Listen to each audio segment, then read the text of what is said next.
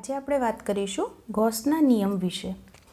આપણે ફ્લક્સ નામની વિદ્યુત ફ્લક્સ નામની રાશિ ભણી ગયા।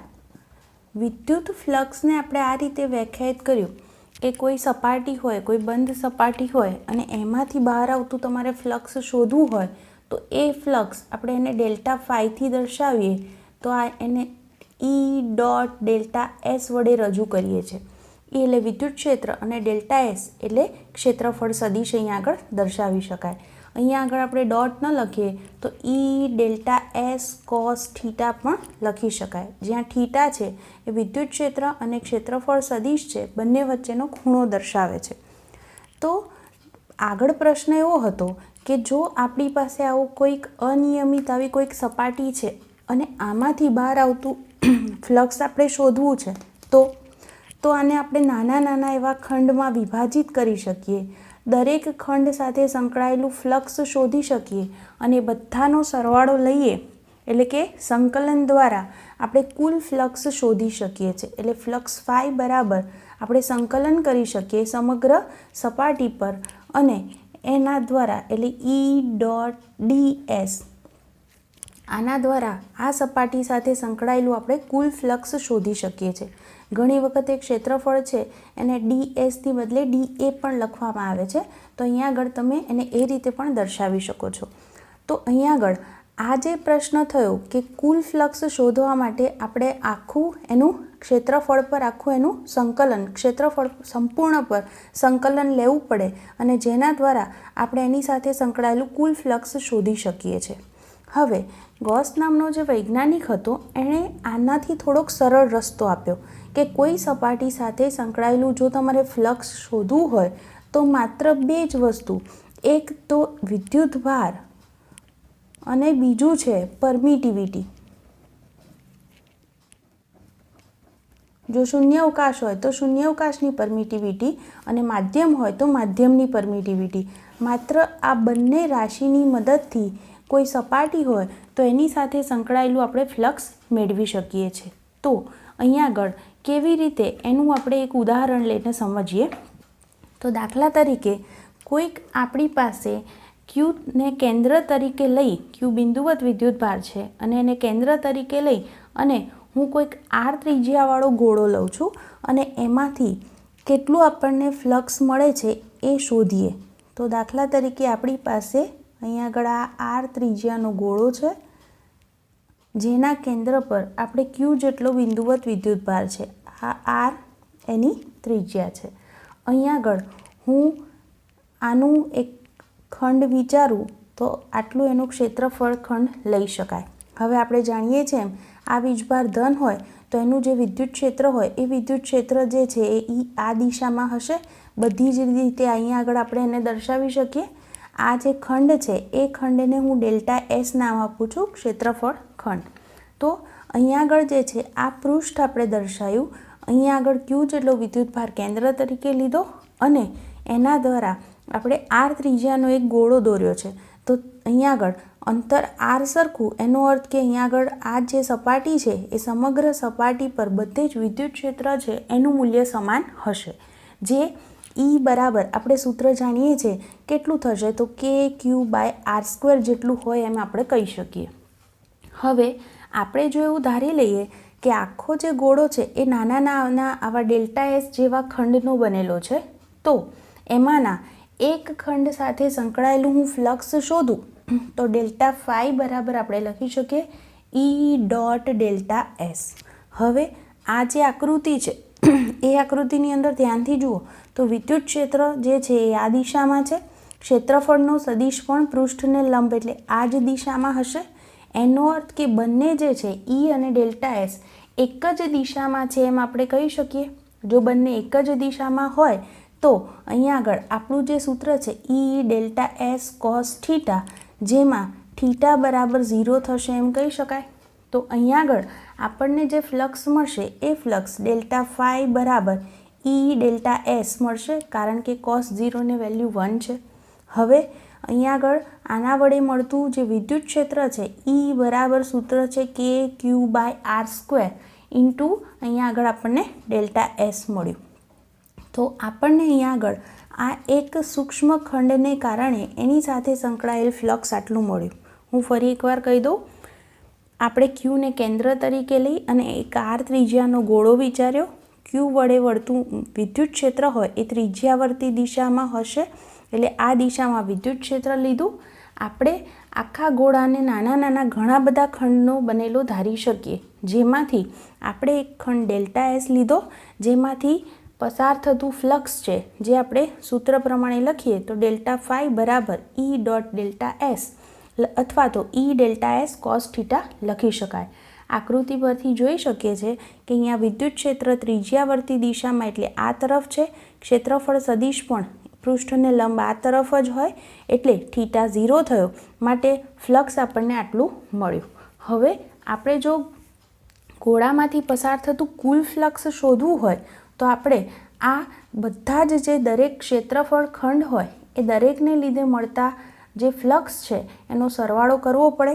તો હું અહીંયા લખું તો કુલ ફ્લક્સ ફાઈ બરાબર સરવાળો એટલે સિગ્મા. તો સમગ્ર બધી જ સપાટીને ધ્યાનમાં લઈએ છીએ એટલે હું અહીંયા ડેલ્ટા એસ લખું છું કે q by r square into delta s થશે. અહીંયા આગળ કે ક્યુ બાય આર સ્ક્વેર છે એને અચળ લખીએ એટલે આપણે સિગ્મા સરવાળો જે છે એ બધી જ આવા જે ક્ષેત્રફળ ખંડ હોય એનો સરવાળો કરવો પડે, અને બધાનો સરવાળો એટલે કે કુલ ક્ષેત્રફળ થશે. એટલે લખી શકાય કે ક્યુ બાય આર સ્ક્વેર અને આખી સપાટીનું ક્ષેત્રફળ લખશું. હવે આપણી પાસે આ જે ગોળો છે તો એનું પૃષ્ઠ ક્ષેત્રફળ આપણે જાણીએ છીએ. પૃષ્ઠ ક્ષેત્રફળ થશે 4 પાઈ આર સ્ક્વેર. તો અહીંયા આગળથી તમે જોઈ શકો છો કે અહીંયા આગળ આર સ્ક્વેર અને આર સ્ક્વેર કેન્સલ થશે. કેની જગ્યાએ હું 1/4 પાઈ એપ્સાઇલોન 0 લખું તો ક્યુ અને અહીંયા 4 પાઈ હતા, મેં કેની જગ્યાએ 1/4 પાઈ એપ્સાઇલોન 0 લીધા છે. અહીંયા એપ્સાઇલોન 0 એટલે શૂન્ય અવકાશની પરમિટિવિટી. માધ્યમ હોય તો માધ્યમની પરમિટિવિટી એપ્સાઇલોન લખાય. તો અહીંયા આગળ 4 પાઈ અને 4 પાઈ કેન્સલ થશે એટલે પરિણામી આપણને ફ્લક્સ જે છે એ ફાઈ બરાબર મળ્યું ક્યુ અપોન એપ્સાઇલોન 0.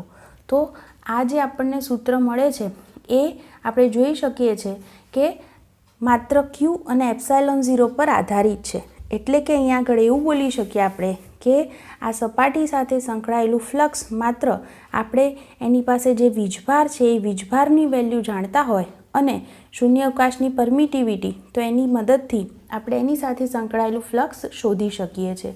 તો આ જે આપણે સૂત્ર દર્શાવ્યું છે એને ગોસના નિયમ તરીકે ઓળખવામાં આવે છે. અને તમે જોઈ શકો છો કે આ જે ફ્લક્સ છે એ ત્રિજ્યા પર આધારિત નથી. હું ત્રિજ્યા આરની જગ્યાએ ગમે તે લઉં તો પણ અહીંયા આગળથી એ પદ કેન્સલ થઈ જશે, જેને કારણે ફ્લક્સ છે એ આપણે બોલી શકીએ ત્રિજ્યા પર કોઈ આધાર રાખશે નહીં. તો હવે ગોસનો નિયમ શબ્દોમાં આપણે બોલવો હોય તો એવું બોલી શકાય કે કોઈ બંધ પૃષ્ઠ સાથે સંકળાયેલ કુલ વિદ્યુત ફ્લક્સ પૃષ્ઠ વડે ઘેરાતા કુલ વિદ્યુતભાર અને એપ્સાઇલોન 0ના ગુણોત્તર જેટલું હોય છે. એટલે કે આપણે ફ્લક્સ ફાઈ બરાબર આ રીતે લખશું. ફાઈ બરાબર સંકલન ઈ ડોટ ડીએસ સૂત્ર હતું, સમગ્ર સપાટી પર આપણે સંકલન લીધું હતું, એના જ બરાબર કુલ બધો જ વિદ્યુતભાર છે એનો સરવાળો અપોન એપ્સાઇલોન 0 લખી શકાય, જેને ગોસના નિયમ તરીકે ઓળખવામાં આવે છે. તો આ એનું વ્યાપક આવું સ્વરૂપ છે. હવે આપણને એવો વિચાર આવે કે આપણી પાસે કોઈ બીજી બંધ સપાટી હોય તો એના માટે આપણે કઈ રીતે વિચારી શકીએ. તો હવે હું તમને બીજું એક ઉદાહરણ આપું કે મારી પાસે ધારો કે કોઈ બંધ સપાટી છે અને જો તમને એવું કે એની સાથે કુલ ફ્લક્સ શૂન્ય છે તો એ સપાટી પર રહેલ કુલ વિદ્યુતભાર પણ શૂન્ય થશે એવું આપણે સાબિત કરી શકીએ. દાખલા તરીકે મારી પાસે અહીંયા આગળ કોઈક આવી સપાટી છે, આ દિશામાં અહીંયા આગળ વિદ્યુત ક્ષેત્ર છે. વિદ્યુત ક્ષેત્રની દિશા મેં આ તરફ અહીંયા આગળ દર્શાવી છે. આમાં કોઈ બંધ નળાકાર આપણે એવી રીતે મૂક્યો છે કે એની જે અક્ષ છે એ વિદ્યુત ક્ષેત્રને સમાંતર રહે. એટલે દાખલા તરીકે મારી પાસે આવી રીતે એક નળાકાર છે.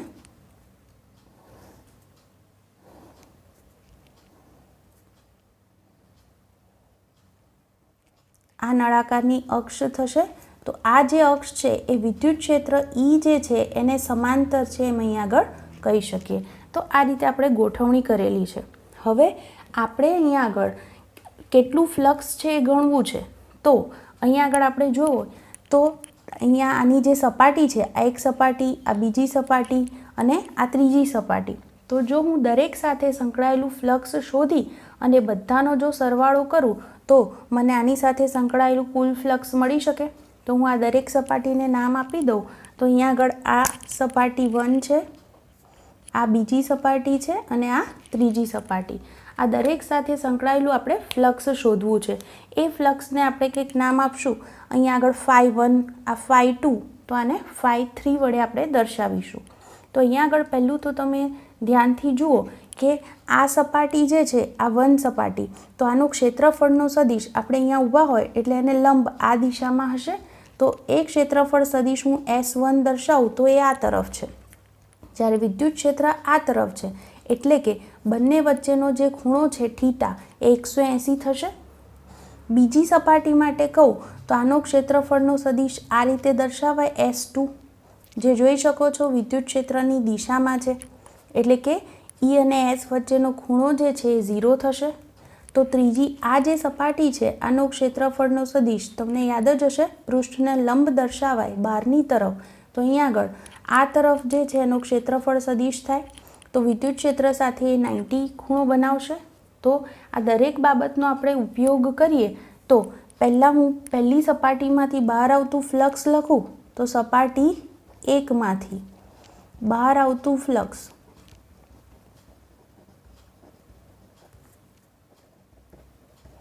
જેને હું φ1 થી દર્શાવું. તો φ1 બરાબર આપણે સૂત્ર મુજબ લખી શકીએ છીએ E.ΔS, એટલે કે અહીંયા આગળ ES1 cos θ, અને અહીંયા આગળ જે થીટા છે એ થીટાની વેલ્યુ જે છે એ 180 ડિગ્રી છે, 180 છે, અને cos 180 એટલે -1, એટલે કે આપણને φ1 બરાબર મળશે -ES1. એ જ રીતે સપાટી 2 જે છે એ 2 સાથે સંકળાતું અથવા તો 2માંથી પસાર થતું ફ્લક્સ જેને હું φ2 થી દર્શાવું. તો આપણું સૂત્ર ES2 cos θ. અહીંયા આગળ તમે જોઈ શકો છો S2 અને E એક જ દિશામાં છે એટલે θ 0 થશે અને cos 0ની વેલ્યુ છે 1. એટલા માટે φ2 = આપણને મળશે ES2. ત્રીજી સપાટી સાથે સંકળાયેલું ફ્લક્સની વાત કરીએ તો સપાટી 3 માટે આપણે વાત કરીએ તો φ3 = ES3 cos θ.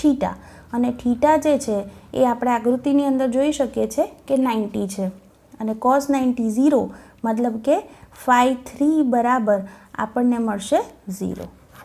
તો હવે જો નળાકારમાંથી પસાર થતું કુલ આપણે ફ્લક્સ શોધીએ તો કુલ ફ્લક્સ φ બરાબર φ1 + φ2 + φ3.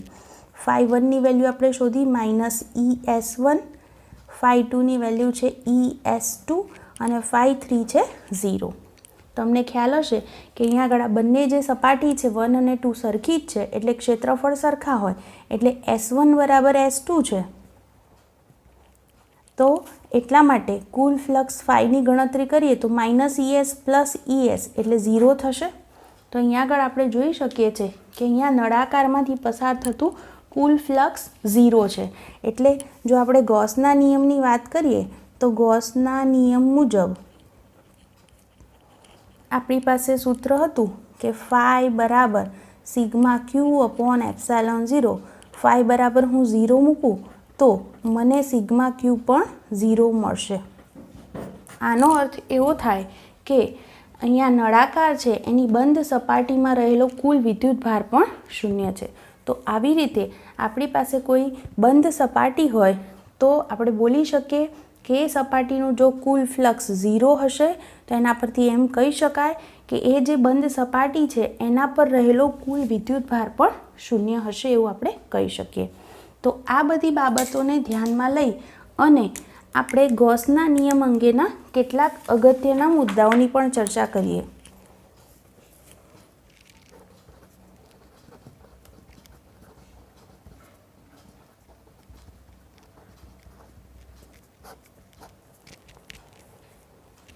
સૌથી પહેલો પોઈન્ટ હું એમ કહીશ કે જો કોઈ બંધ સપાટી દ્વારા ઘેરાતો કુલ વિદ્યુતભાર શૂન્ય તો બંધ સપાટી સાથે સંકળાયેલ કુલ ફ્લક્સ પણ શૂન્ય. જુઓ, આપણે જો હમણાં જેમ કીધું સૂત્ર મુજબ કે ફાઈ બરાબર સિગ્મા ક્યુ અપોન એપ્સાઇલોન 0, આ સૂત્ર પરથી સમજી શકાય કે જો સિગ્મા ક્યુ બરાબર 0 છે તો એનો અર્થ કે ફ્લક્સ ફાઈ પણ આપણને 0 મળશે એમ કહી શકાય. એટલે મારી પાસે ધારો કે કોઈ સપાટી છે, આ સપાટીની અંદર પ્લસ ક્યુ વિદ્યુતભાર છે, બીજો માઇનસ ક્યુ વિદ્યુતભાર છે, તો આ બંનેનો જો હું સરવાળો કરું તો સિગ્મા ક્યુ મને 0 મળે. જો સિગ્મા ક્યુ બરાબર 0 હશે તો ફ્લક્સ ફાઈ પણ મને 0 મળશે એમ હું કહી શકું છું. બીજા મુદ્દાની આપણે વાત કરીએ તો એવું બોલી શકાય કે આ જે નિયમ છે એ કોઈ પણ આકાર કે પરિમાણવાળી બંધ સપાટી માટે સાચો છે. એવું જરૂરી નથી કે આપણે અહીંયા આગળ ધારો કે ગોળા માટે સાબિત કર્યો તો એવું જરૂરી નથી કે માત્ર ગોળા માટે જ આ સાચું છે એવું નહીં. તમારી પાસે કોઈ પણ પરિમાણવાળી, ધારો કે મારી પાસે આવો સમઘન છે તો આના માટે પણ આપણે એને લાગુ પાડી શકીએ. એટલે કોઈ પણ પરિમાણ હોય કે કોઈ પણ આકાર હોય તો એના માટે આ સત્ય છે એમ કહી શકાય. ધારો કે મારી પાસે આવો આકાર છે તો આની સાથે સંકળાયેલું ફ્લક્સ પણ સિગ્મા ક્યુ એટલે ક્યુ છે તો ક્યુ અપોન એપ્સાઇલોન 0 થશે. તો આની સાથે સંકળાયેલું ફ્લક્સ પણ મારે ગણવું હોય તો એક્ઝેક્ટ એ જ રીતે ક્યુ અપોન એપ્સાઇલોન 0 થશે. એટલે નિયમ મુજબ આપણે અહીંયા આગળ આ પૃષ્ઠ વડે ઘેરાતો જે વિદ્યુતભાર છે એ કુલ વિદ્યુતભારને જ ગણતરીમાં લેવાનો હોય છે અને એના દ્વારા આપણે એની સાથે સંકળાયેલું જે ફ્લક્સ છે એ ગણી શકીએ છીએ. અહીંયા આગળ પણ આપણે ચર્ચા કરી ગયા કે અહીંયા આગળ આર ત્રિજ્યા છે એની જગ્યાએ હું જો અલગ ત્રિજ્યા લઈ અને ગણતરી કરું ને છતાં પણ એની સાથે સંકળાયેલું ફ્લક્સ મને સરખું જ મળશે એમ આપણે કહી શકીએ. ત્રીજા મુદ્દાની વાત કરીએ તો અહીંયા આગળ જો હું ફાઈ બરાબર સૂત્ર જે લખું છું સિગ્મા અપોન એપ્સાઇલોન 0, એમાં હંમેશા ધ્યાનમાં રાખો કે જમણી બાજુનું જે પદ છે સિગ્મા ક્યુ એ સપાટી વડે ઘેરાયેલા બધા વિદ્યુતભારોનો પરિણામી વિદ્યુતભાર છે. એ વિદ્યુતભારો સપાટીની અંદર ગમે તે સ્થાને રહેલા હોઈ શકે. એટલે દાખલા તરીકે મારી પાસે અહીંયા આગળ આવી કોઈ સપાટી છે, એમાં હું અહીંયા આગળ અલગ અલગ વિદ્યુતભારો લખું Q1, Q2, Q3, આવા અલગ અલગ વિદ્યુતભારો ગમે તે સ્થાને હોય. એ ધન હોય તો ધન લેવા, ઋણ હોય તો ઋણ લેવા. એટલે અહીંયા આગળ સિગ્મા ક્યુ જ્યારે હું લખું તો એ Q1 પ્લસ Q2 અને Q3 માઇનસ છે તો અહીંયા માઇનસ મૂકવો. તો આ રીતે જે વિદ્યુતભારો હોય એ બધા જ વિદ્યુતભારોને અહીંયા ગણતરીમાં લેવામાં આવે છે. એ સપાટીની અંદર ગમે તે સ્થાને પછી રહેલા હોય તો પણ આપણે એમને ગણતરીમાં લઈએ છીએ. ચોથો મુદ્દો સમજીએ. જે પરિસ્થિતિમાં આપણે સપાટી એવી પસંદ કરી હોય કે કેટલાક વિદ્યુતભાર જે છે એ અંદર હોય તો કેટલાક એની બહાર હોય, તો એવી પરિસ્થિતિમાં શું? દાખલા તરીકે મારી પાસે આવું કંઈક સ્થિતિ છે કે અહીંયા આગળ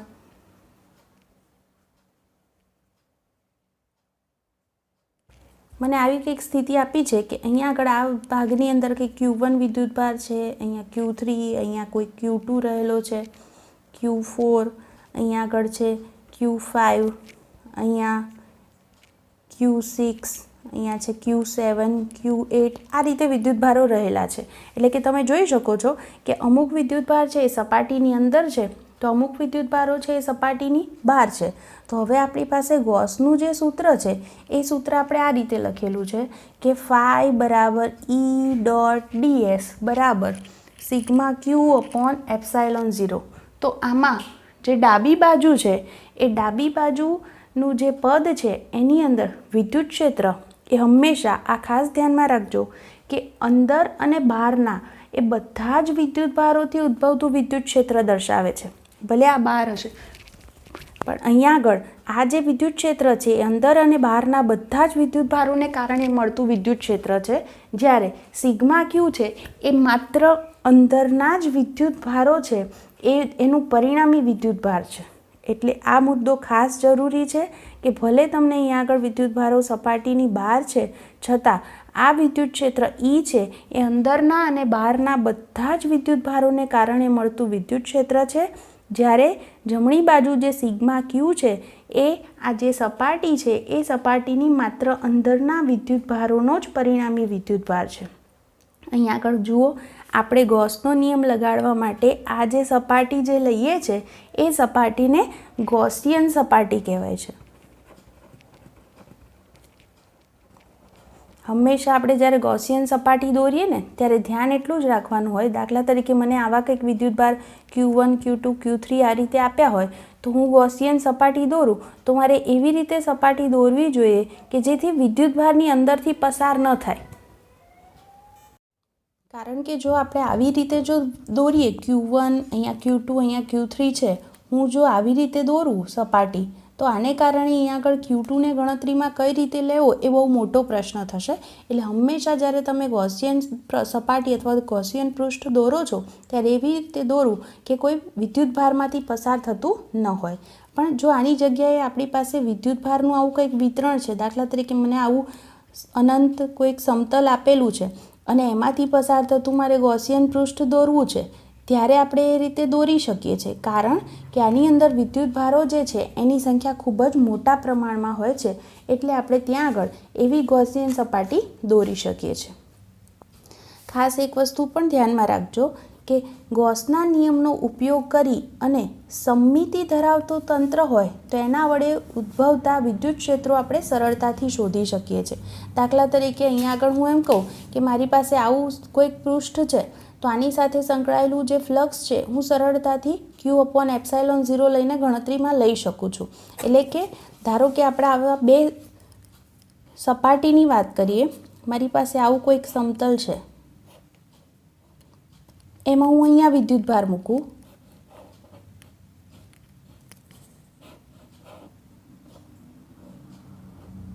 બીજું સમતલ છે એની અંદર વિદ્યુતભાર અહીંયા છે, તો બંનેની અંદર જ્યારે હું ફ્લક્સ ગણીશ તો એ ફાઈ બરાબર Q/ε0 આપણે ગણી શકીએ છીએ કે આ આખી સપાટી સાથે એમાંથી સંકળાયેલું ફ્લક્સ ગણી શકાય છે. પણ ધારો કે હું એમ કહું કે આની દરેક બાજુમાંથી માટે એની સાથે સંકળાયેલું ફ્લક્સ કેટલું, તો આની કુલ 6 બાજુ છે, તો 6 બાજુ એટલે દરેક જે છે એની સાથે સંકળાયેલ ફ્લક્સ ગણવું હોય તો આ Q વિદ્યુતભાર દરેક બાજુ વડે ઘેરાયેલો છે, એટલા માટે Qની વેલ્યુ એક બાજુ માટે Q/6 થશે.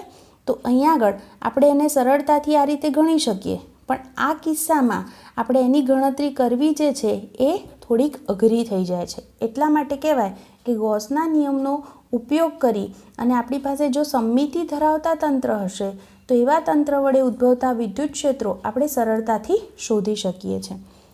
બીજી વસ્તુ એ પણ કહી દઉં કે ગોસનો નિયમ છે એ અંતરના વ્યસ્ત વર્ગના નિયમ પર આધારિત છે. જેમ આપણે કુલમના નિયમનો ઉપયોગ કરીએ છીએ એમ અહીંયા આગળ પણ ગોસનો નિયમ છે એ બોલી શકાય કે અંતરના વ્યસ્ત વર્ગના નિયમ પર આધારિત છે. તો જ્યારે આપણે ગોસના નિયમનો ઉપયોગ કરીશું ત્યારે આ બધા મુદ્દાને ખાસ ધ્યાનમાં રાખીશું કે જો આપણી પાસે પહેલો મુદ્દો એમ કે છે કે જો આપણી પાસે કોઈક સપાટી છે અને એ સપાટી હોય એના દ્વારા ઘેરાતો કુલ વિદ્યુતભાર 0, તો એની સાથે સંકળાયેલું ફ્લક્સ પણ 0. એટલે કે આપણે જ્યારે વિદ્યુતભારો છે તો એનો બેઝિક સરવાળો કરીએ, જો એ 0 થાય તો એની સાથે સંકળાયેલું ફ્લક્સ પણ 0 થશે એમ કહી શકાય. બીજો મુદ્દો કહે છે કે આ નિયમ કોઈ પણ આકાર કે પરિમાણવાળી બંધ સપાટી માટે સાચો છે.